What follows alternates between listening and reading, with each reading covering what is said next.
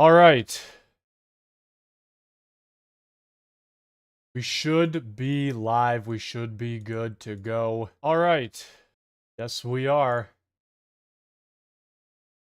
Okay. Live chat up, ready. Wow. Some crazy stuff over the past few days, that's for sure. Definitely some eye-opening documents, you could say, or I guess an open letter to Prime Minister Mark Carney. April 12th, 2025. Guys, this is if this is like 100% legit, which it's looking like it is, it's not looking too good here. A lot of very big name liberal ministers, senators, just across the board, cabinet members, about 9 of them. And I don't know if there's more, but right now we have a list of 9. Marco Mendicino, probably butchered that last name, but as Minister of Public Safety to act in protecting Canadians abroad from potential arrests and detention, failed to respond on direction from Prime Minister Trudeau's office to address impropriety at CSIS and the RCMP, permitted breaches of law, breaches of process, and breaches of policy by both CSIS and the RCMP. Dominic LeBlanc, as we call him around here, Rudolph the Red-Nosed Reindeer, failed as Minister of Public Safety to address breaches against Canadians with improper use of electronic spyware by CSIS and the RCMP. Failed to address breaches of the Canadian Charter of Rights, permitted breaches against labor unions by improper government use of spyware, literally spyware, Jesus Christ, failed to hold to account CSIS and the RCMP to their restrictions of operations in sensitive sectors of, hold on, national security. Wow. And failed to respond to these concerns after direction from the Prime Minister of Canada, which I would assume was Trudeau. Further, did not hold CSIS to account for withholding critical national security information from an active RCMP national security investigation. That's Dominic LeBlanc. But like, these are big names in the Trudeau cabinet so far, 2 of them. Dominic LeBlanc was dubbed finance minister briefly after Freeland left. And if I remember correctly, there was a clip going around of Dominic LeBlanc saying he was really bad at math. And what a better guy to put into a position of finance minister than a guy who sucks at math. That sounds like a great thing to do. Anyway, that's Dominic LeBlanc right there. Bill Blair failed as Minister of Public Safety by authorizing extreme powers for CSIS to undertake inappropriate actions against innocent Canadians. Wow, thank you, Bill Blair. Permitted breaches of the ministerial directive on national security operations in sensitive sectors, permitted breaches of Canadian Charter of Rights. Oh boy. Oh boy. David McGuinty failed as chair of NSICOP and recently Minister of Public Safety to address improper actions of CSIS. Oh, CSIS. Just getting away with a lot here. For withholding critical national security information from an RCMP investigation, failed to protect the Canadian Charter of Rights, failed to address risk to Canadian citizens abroad. Anita Anand. I believe I dubbed her Canada's Kamala Harris. She sounds just like her. It's kind of weird. Failed as the president of the Treasury Board to intercede and address improper use of spyware. Oh, good old spyware. By the RCMP against a labor union executive during a period of collective bargaining and unfair labor practice filing. Guys, it just gets worse and worse as it goes on. Did further fail to uphold the Canadian Charter of Rights and permitted the Treasury Board of Canada to engage in bad faith collective bargaining, knowing that serious breaches of law had occurred. Serious breaches of law had occurred. Steve McKinnon, another very popular or known cabinet member, failed as Minister of Labor to uphold the. They're all failing to uphold the Canadian Charter of Rights, which is just insanity. I think that is literal treason to like the highest degree. Failed to investigate breaches by the RCMP in labor designated sensitive sectors during a sanctioned labor activities and collective bargaining. Melanie Jolie, the MP that complained about the price of butter, but failed to recognize that the price of butter is regulated by the government. Wow, would you just gotta love that, right? Melanie Jolie failed as Minister of Foreign Affairs to address safety risks to Canadians traveling abroad to China and their family members in China, resulting in the public release of protected Section 38 national security documents by the RCMP and the Public Prosecution Service of Canada without redaction. One of my just all-time favorite liberal ministers, and I say that with the utmost sarcasm possible. Arif Virani, the Justice Minister of the Liberal Party, the guy who constantly claims he's doing everything he can for Canadians while crime has gone through the roof. Gun crime is at an all-time high. The Toronto Police Association. If you go to my most recent video, I talked about this and put this up there. Absolutely failing in every single way these policies to stop gun crime. And Arif Virani is at the helm of that. Failed as Minister of Justice and Attorney General of Canada to address safety risks to Canadians traveling abroad to China. This is the same thing Melanie Jolie is in shit for here, clearly. And their family members in China, resulting from the public release of protected Section 38 national security documents by the RCMP and the Public Prosecution Service of Canada without redaction. And a massive name, literally a earth-shattering name for the Liberal Party that is... Guys, this is really bad. Chrystia Freeland, Trudeau's right-hand man or woman or whatever.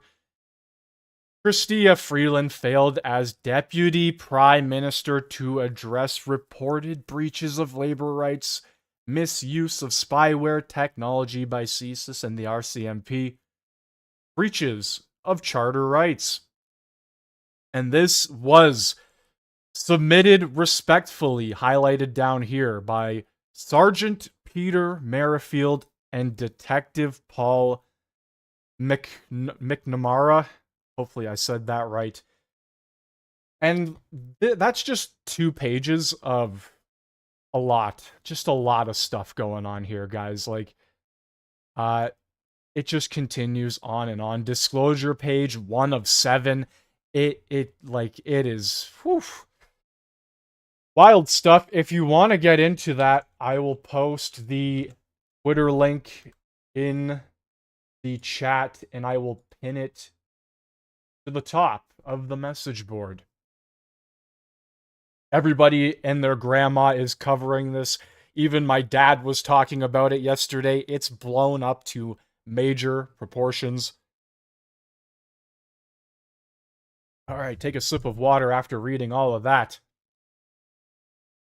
Mark Carney has said he would balance the budget in 3 years. Well, to be honest with you, I thought the budget balanced itself. Meaning, deep cuts to the services Canadians count on. You don't have to take our word for it. 8-year Liberal Minister Karina Gould agrees. NDP MPs will... Okay, screw the NDP, but just take a listen to what Karina Gould says here. Mark Carney has said 3 years, operational balance in 3 years. Doable? No, I don't think it is. And I don't think it is something that we should be telling Canadians that we're going to do unless there's a lot of cuts that are coming.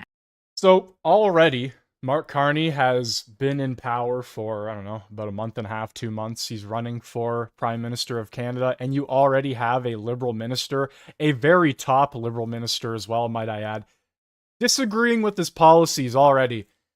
Saying, nah, I don't think that's going to happen, guys. Mark Carney has said 3 years, operational balance in 3 years. Doable? No. No, I don't think it is. Oh, okay. Alrighty then. There you have it. Liberal Party already going against its own word with a new leader at helm. Interesting stuff. As a matter of fact, it gets even more interesting. You literally nearly bankrupted the UK under your tenure as governor of the Bank of England.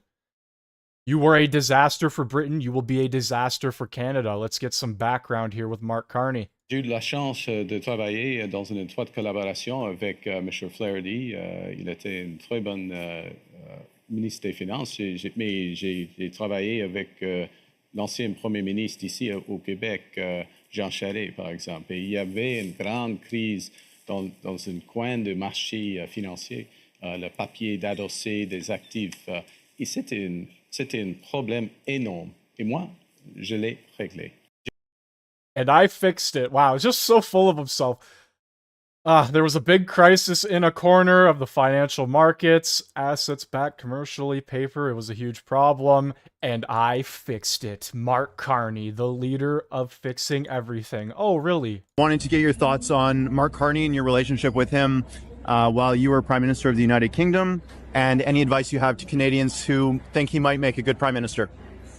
Well, Mark Carney was Governor of the Bank of England, and under his tenure, too much money was printed, which did damage to the British economy and put our economy off track. He, at the last election, endorsed Rachel Reeves' economic policy. She's now become Chancellor. It's been a disaster for Britain. The country is heading for bankruptcy. So I would strongly recommend not backing Mark Carney or his policies on net zero, which have been disastrous for Britain, would be disastrous for Canada. And there you have it. Nearly on the brink of bankruptcy. Disastrous for Britain. Disastrous for Canada. There you have it. I don't know what else you really need to hear. Our parliament system, our political system is so close to the UK, it's literally almost... not almost one of one, but it's pretty damn close. You literally go to the Elections Canada website, and it tells you our political system is essentially a stem of the UK. They built everything off of the UK's political system. So, that doesn't tell you a lot. I don't know what does. I really don't. Do a bit of digging for yourself. I'm telling you, it's right there on the Elections Canada website, telling you straight up how our system works. Continuing on. Tiff Macklem says the economy was strong until Trump's tariffs, hinting at a possible recession in the second quarter. For the love of God, please do not let the past 2.5, 3 months distract you from the past 10 years of the Liberals running this country into the ground. My goodness gracious, the economy was not strong. If you call brand new tent cities popping up in your nearby park, a strong economy. I don't know. I mean, maybe a strong economy for the homeless people that get to hang out with each other. I don't think so, though. I really don't think that's how that works. That's not what a strong economy looks like. Take a look at BC. It's not a strong economy over there. Homeless population at levels we've never seen before. Food bank usage at the highest rates we've ever seen. I always bring it up because it's just fact. The thousands of people that lined up for produce that was going to get tossed away or that couldn't be sold in grocery stores, it's literal insanity for the Bank of Canada to sit here and go, the economy was really strong and we were doing very well. Right, that's why Trudeau resigned. That's why Chrystia Freeland resigned. That's why they were afraid to hand out the financial documents from last year. It's just insanity. Today, Governing Council maintained the policy interest rate at 2.75% following 7 consecutive cuts. The Canadian economy ended 2024 in good shape. Inflation had been close to the 2% target since last summer. The substantial interest rate reductions since last spring had boosted household spending, economic growth had picked up, and many businesses were telling us the economy had renewed momentum. Since then, the dramatic protectionist shift in U.S. trade policy and the chaotic delivery have increased uncertainty, roiled financial markets, diminished global growth prospects, and increased inflation expectations. The path for U.S. trade policy remains highly unpredictable. There's also considerable uncertainty about the impacts of a trade war on our economy. At our monetary policy decisions in both January and March, Governing Council reduced the policy interest rate a further 25 basis points as threats of higher U.S. tariffs escalated. A lot has happened since our March decision 5 weeks ago, but the future is really no clearer. We still do not know what tariffs will be imposed, whether they'll be reduced or escalated, and how long all of this will last. At this meeting, we decided to hold our policy interest rate unchanged as we gain more information about both the path forward for U.S. tariffs and their impacts. Monetary policy cannot resolve trade uncertainty or offset the impacts of a trade war.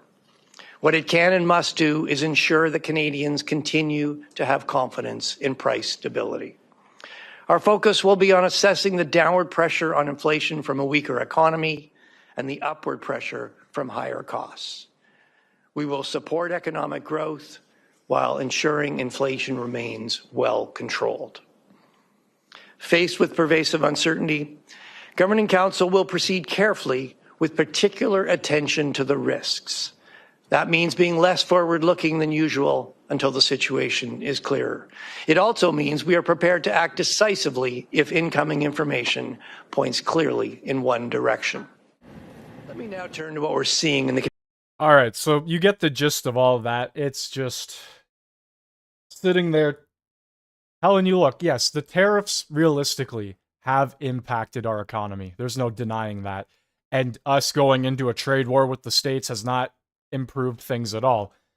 But the economy was not good by any means before this started happening.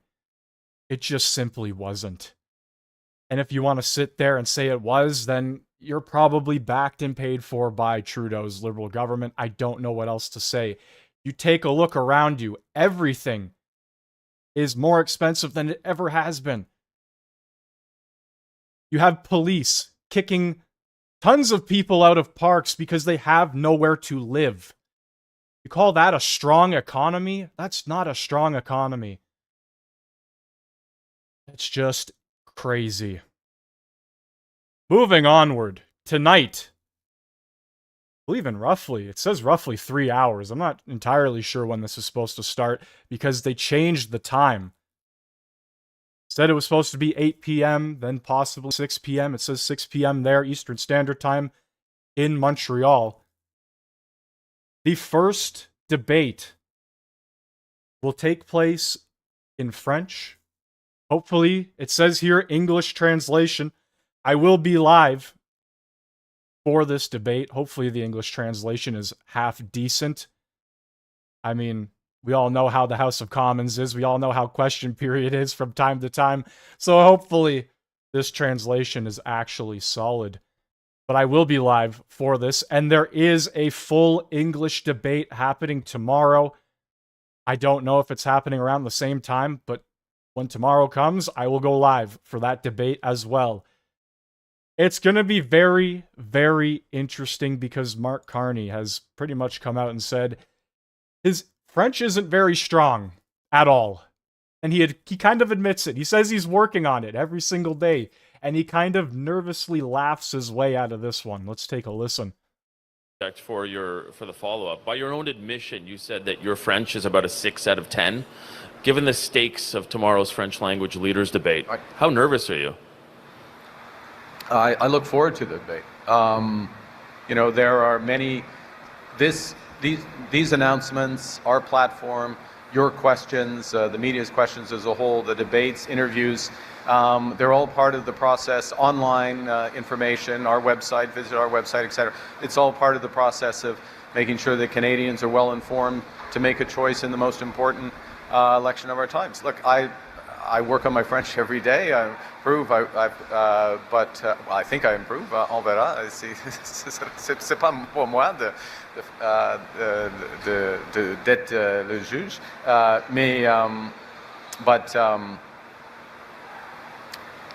These debates are. That was absolutely brutal. Like, my French is terrible. It's absolutely atrocious, and I'm not even gonna attempt it.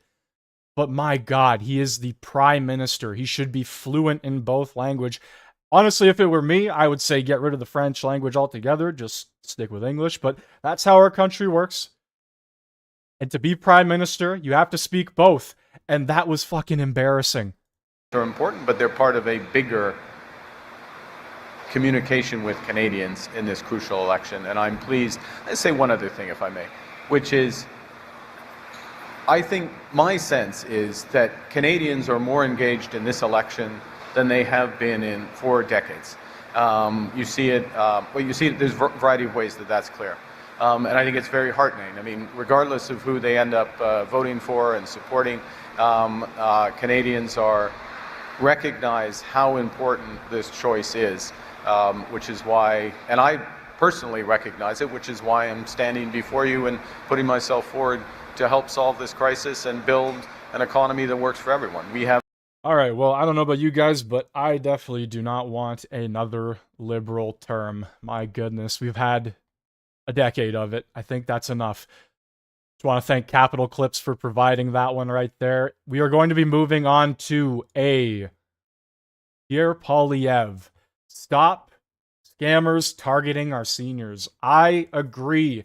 Scam calling, scam emails, text messages across the board has become such a major problem, and targeting the older generations, the seniors, the people who've worked their entire lives just to get scammed by somebody who claims they're a Michael or a Tom or a James that doesn't sound like a Michael, Tom, or James, if you get what I mean here.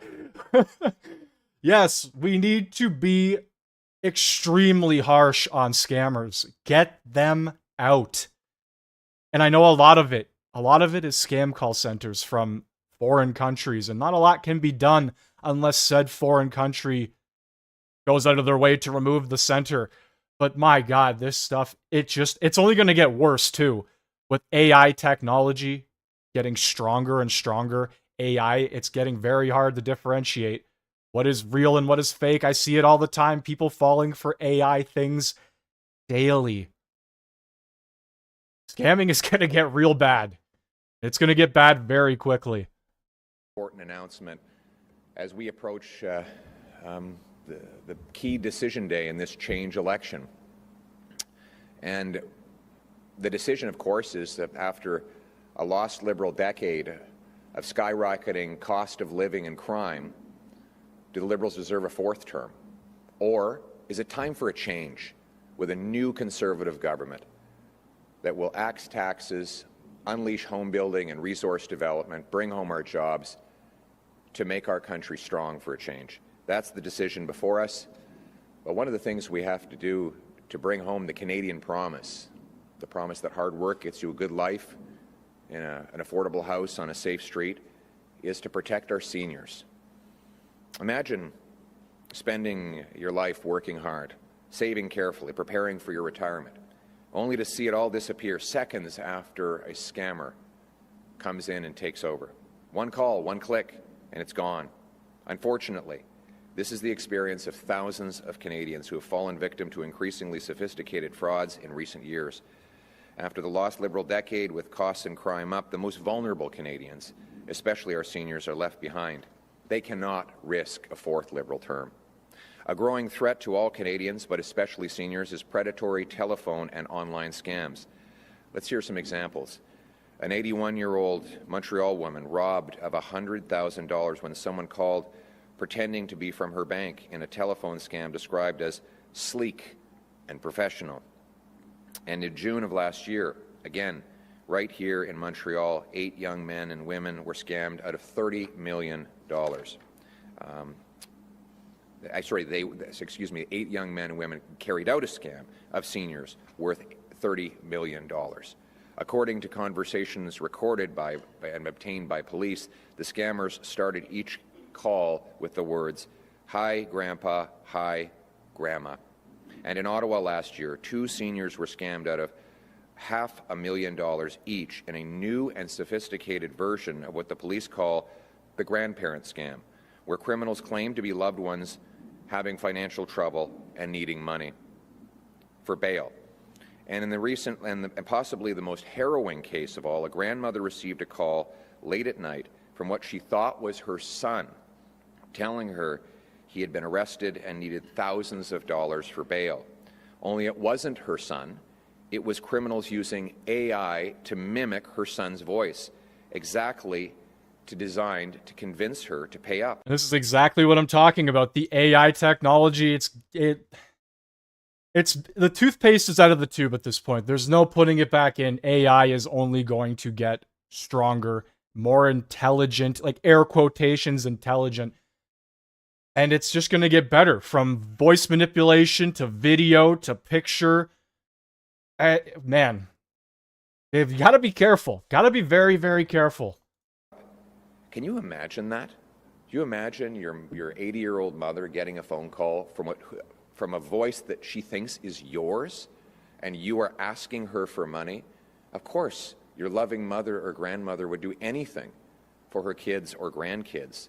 And that heart of gold then makes her vulnerable to the worst, most sociopathic scam artists. How could anyone use the altruism of a mother to rob them of their life savings? It is appalling.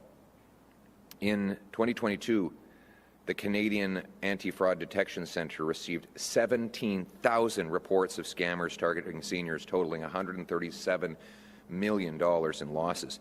That's just the tip of the iceberg, because only 5 or 10% of these cases even get reported. But we've all seen them. The suspicious text messages and robocalls. Sometimes they're easy to spot, but not always. But with AI and other technologies, the scams are more sophisticated and persuasive. Anyone can be taken in, and successful scams can drain savings within minutes. A lifetime of hard work can be robbed from the most wonderful people. These scams are a source of real anxiety for seniors who may worry that technological development means they can't trust anything is real anymore. Family members of older parents and grandparents know the stress well. I have 2 parents that are over 80. I'm not going to tell you exactly their age because my mother will kill me. She never told me her age. She accidentally entered it in Facebook when she set up her account, and that was how I finally learned her exact age. But anyway, we won't. She's still 39, if the truth be told, and she's my most important advisor. But we all love our parents, and we worry about them. We worry that life is becoming more complicated and dangerous for them, and that's why we need to protect our seniors, especially in this modern age. But the bad news is that after the lost Liberal decade, no action has been taken. No mandatory detection, no mandatory reporting, no accountability, even though these tools exist. That's why today I am announcing our plan to stop scammers who target Canadian seniors. We're going to pass the Stop Scamming Seniors Act, a common-sense law that forces banks and telecom companies to deploy state-of-the-art technology to catch scams and stop them before they happen, not after, when it is too late. This plan has a number of key steps. 1, we will mandate real-time scam detection systems by banks and telecoms, starting with seniors' accounts. 2, we will require automatic flagging and blocking of suspicious activity like unusual transactions or robocall traffic. 3, we will create the Seniors Transaction Shielding Protocol, a 24-hour hold on a high-risk transaction for seniors or anyone else who requests this extra protection with mandatory verification before money leaves their accounts. 4, we will impose public reporting requirements so Canadians know how many scams are being blocked or missed. 5, we will impose mandatory jail time of 1 year for $5,000 of fraud, 3 years for a fraud of over $100,000, 5 years for fraud over $1 million, and minimum fines that are 10 times the size of the frauds committed. You steal 50 grand, you'll pay 500 grand on top of your jail sentence. Boom! That's massive. That needs to be implemented right away. If you scam somebody for X amount of money, you have to pay tenfold. That's it. See you later. You're done for. You steal $1 million, have fun paying 500 million back. But seriously though, these penalties should be massive. They're destroying people's lives, taking everything they have earned. Or maybe they want to go after your Social Security or your TFSA, whatever it is. They want to destroy your life for their own gain, and they don't give a flying shit about you. These people should receive the harshest penalty possible, and that's just what it comes down to. We want to financially cripple the fraudsters to deter their greed. 6, we will introduce tough penalties with up to $5 million per violation for companies that fail to deploy the latest technology to stop scams. 7, we will create a new criminal code offense, willful blind profiteering from fraud, holding executives criminally responsible if they knowingly let scams go unchecked. Our seniors deserve to feel safe and secure when they pick up their phones, iPads, or computers. So if you are a bank or telco, we want you to do everything you can to protect our beloved seniors who built this country. Under my government, we're going to stop these fraudsters, period. All Canadians deserve protection from crime. But under 3 terms of Liberals, all they've gotten is broken promises and failed policies. Violent crime is up 50%, gun crime up 116%, gang homicides up 78%, auto theft up 46%, and extortion up an eye-watering 357%. Enough. We need a new Conservative government that will stop crime, protect victims, and get criminals off the street locked behind bars, not on bail, not on parole. Only a new Conservative government will do that. We'll pass a 3 strikes you're out law, making anyone who's done 3 serious crimes ineligible for bail, parole, probation, or house arrest, with a minimum of 10 years behind bars and earned release required after that through perfect behavior, clean drug tests, and learning an employable skill. We will give life sentences to traffickers of human beings, of guns, and of fentanyl. And we will reintroduce a law that allows judges to impose consecutive sentences for multiple murderers. We will ensure multiple murderers never get out of jail. They will come out only in a box. Common sense sentencing with no more discounts for multiple murderers. Now, on this point, I have to say I was shocked by the incendiary comments of Mark Carney yesterday. Yesterday, Mark Carney said it was dangerous to keep multiple murderers in jail for life. Mr. Carney, do you know what's dangerous? Murder is dangerous. What's dangerous is liberal laws that allow repeat murderers and repeat violent offenders to be released again and again on our streets. That is what's dangerous. You know what else is dangerous, Mr. Carney? Your house arrest law, passed by Liberals, which you want to keep in place, that allows the most violent predators to do their sentences in the comfort of their living room watching Netflix. Liberal law C5 allowed more than 700 sex offenders in Quebec to do their sentences at home. That's a 600% increase. Conservatives will repeal this dangerous Liberal law. You know what else is dangerous, Mr. Carney?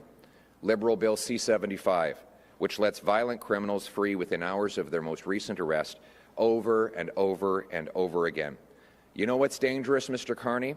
Last week in Vancouver, a man set 2 police officers on fire. We have since learned that the criminal who attacked these officers was out on bail and had 10, count them, Mr. Carney, outstanding charges, including for violent crimes. That's dangerous. And you know what's most dangerous of all? A 4th Liberal term of catch and release crime and chaos in our streets.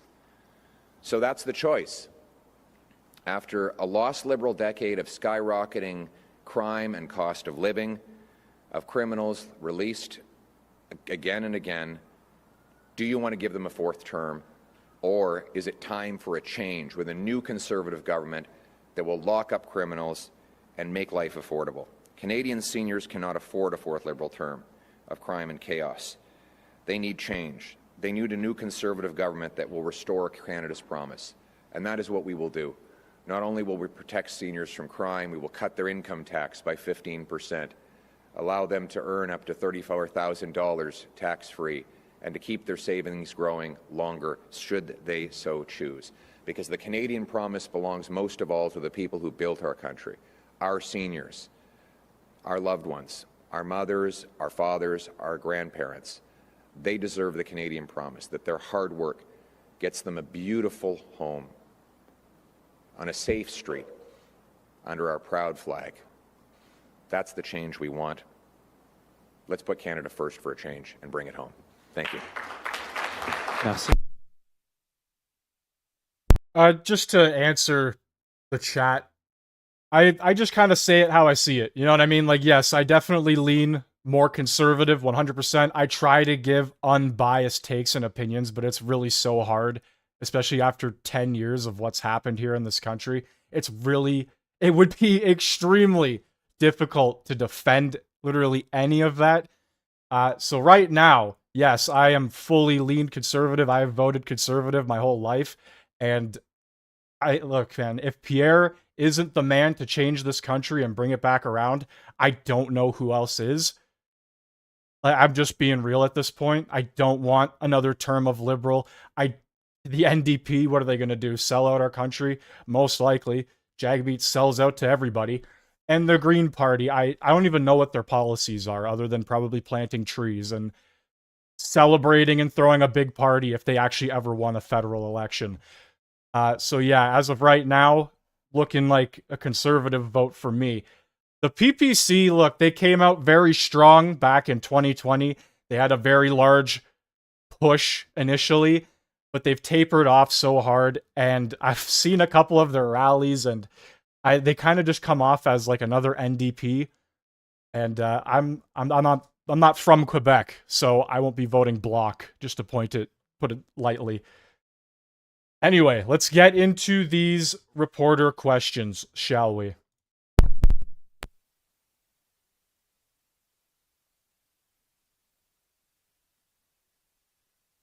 Honda qui fait beaucoup réagir aujourd'hui. Est-ce que vous pensez que c'est le temps de la voiture? Épouvose que Jacques ont des avatars sur l'année, les gens font une mission terre for. Thank you. Non, on va pas laisser tomber. Merci beaucoup. Thank you very much for your question. First of all, President Trump deserves nothing but condemnation for the unfair targeting of Canada. While he's lifting tariffs and backing down on tariffs all around the world, he continues to tariff our auto sector. We can't, there's nobody who's going to be able to control President Trump, as Mr. Carney is learning, despite his promises. What we should do is focus on what we can control, and that is to reverse the disastrous liberal economic policies that Mr. Carney advised Trudeau to take that have driven up taxes, blocked our resources, wrapped our businesses in red tape, and driven $500 billion south. We need change. We can't afford a fourth Liberal term. We need change to axe taxes, cut red tape, approve resource projects, make this the best place in the world to do business. That will allow us to, once again, be a country where hard work pays off with a great paycheck and a reliable job in an affordable house on a safe street. We need is change. This is a change election. Change so that you can afford food and a home. Change so that your paycheck grows faster than your cost of living. Change so that you're safe in your neighborhood. Thank you. Merci. Prochaine question. No, Yeah, I can't lie. I am not pleased with Doug Ford at all. Like, I've said it time and time again. He's literally a liberal in conservative clothing. Doug Ford and his advisor, Corey, busted sending plants to discredit Pierre Poilievre rallies. Doug Ford is intentionally trying to derail Pierre. This move is straight out of a liberal playbook. Doug Ford is a liberal traitor. And yeah, I don't even know, man. There was a press conference where he got pushed up by reporters and they asked him a bunch of questions and he couldn't even just say, yeah, I'll back Pierre. He's said Mark Carney's a super intelligent guy. He's said all of these things, man. Doug Ford needs to fucking take a step back and honestly just shut up. Like, he is screwing up quite a bit right now. He is not coming off as a conservative at all. And I get it. He has this whole thing where he doesn't believe in political stripes and he's willing to work with anybody, and that's fine. If you're willing to sit down and have a conversation with people.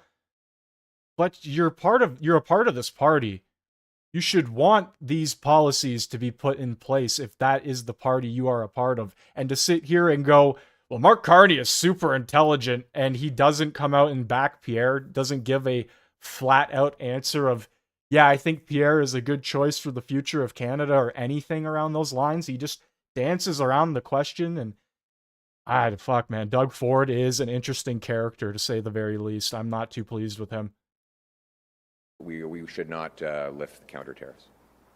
Good morning. Sorry, Morgan Lowry, Canadian Press. On a different topic, I was wondering if you could tell us what you mean concretely when you say you'll end woke culture in the public service and the military. Very simply, after a lost Liberal decade of dividing Canadians, turning people against each other, and weakening our armed forces, we need to put Canada first. We need to unite all Canadians around our common promise, a promise that hard work gets you a great life on a safe street, and by the way, in an affordable home under our proud flag.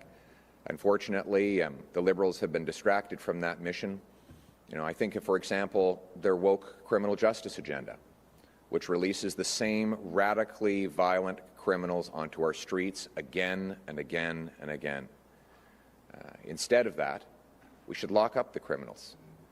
Their woke agenda on spending has doubled our debt, given us the worst inflation in 40 years, so that single moms are having to turn back some of the groceries that they're trying to buy when they get to the till and see the price, and has endangered our people in our streets. We need to reverse that, get back to Canadian values of living within our means, leaving more in the pockets of the hardworking people, and letting people get ahead. So the election is really about change. Do you want a fourth Liberal term of skyrocketing costs and crime? Or do you think it's time for a new Conservative government that will change things so you can afford food and homes and be safe on your street? Thank you. En français, s'il vous plaît. Merci beaucoup. pénalité violente, les taxes et les impôts. Bonjour, M. Poilievre, Oui, bonjour. Arnaud de la presse canadienne.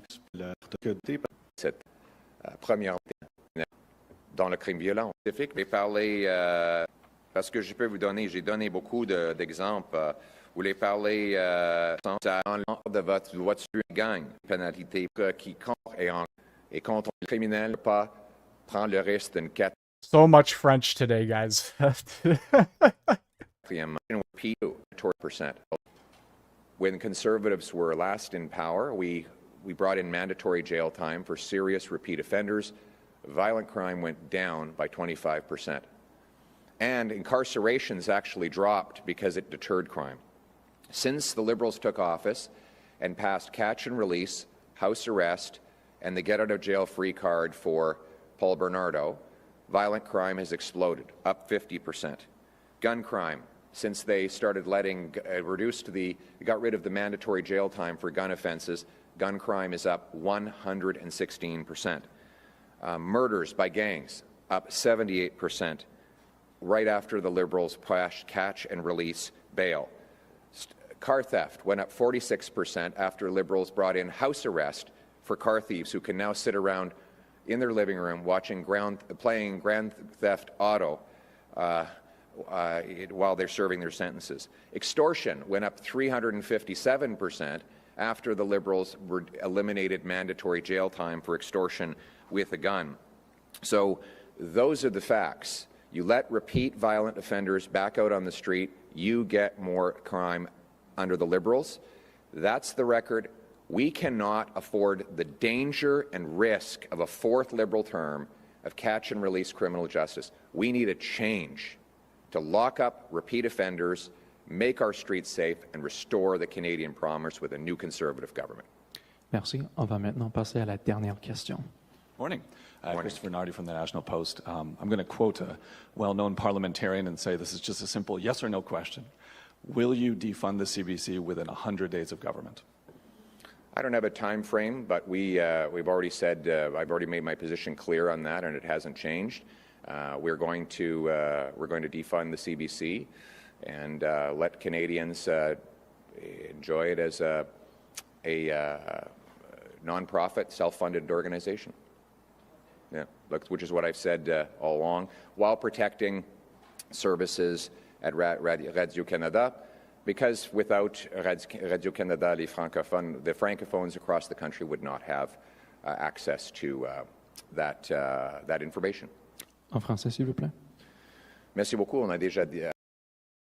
All right, I would assume that is the final question. He just probably answers it in French. Yeah, get rid of the CBC, please. All right, guys, for some reason this is in theater mode and I can't undo it, but in about 4 hours, the federal leaders will be getting together for the French language debate. This is going to have an English translation, interpretation. Like I said, hopefully it is good. And it's not just people talking over each other and we can't understand anything and the translation sucks ass. Hopefully it's good. This is going to be happening, or supposedly happening, at 6 p.m., going live at 5:45 p.m., as you can see there. I will be live probably at 5:50, 5:40, whatever, around that time. Before this happens, I will be live for this debate and the debate tomorrow.